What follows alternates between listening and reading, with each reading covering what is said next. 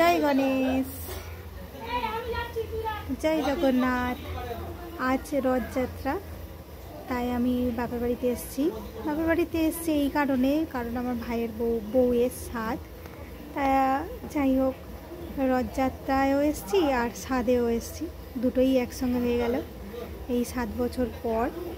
মানে রথযাত্রার দিন এই প্রথমেই আমি এলাম। সে যাই হোক, এই রথটা হচ্ছে কি আমার বাবা বানিয়েছে। কেমন হয়েছে বলো সবাই। আজ আমার বাবা নেই, বাবা আমাদের থেকে অনেক দূরে চলে গেছে, আকাশের তারা হয়ে গেছে। সে যাই হোক, বাবার স্মৃতিটাই রয়েছে। আর আজ আমি এই রথটা সাজিয়েছি, কেমন হয়েছে বলো।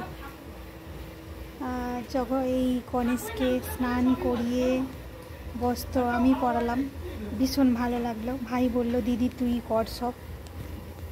জয় জগন্নাথ। কিছুক্ষণ পরে রথটা বাইরে বেরোবে। জয় জগন্নাথ সবাইকে।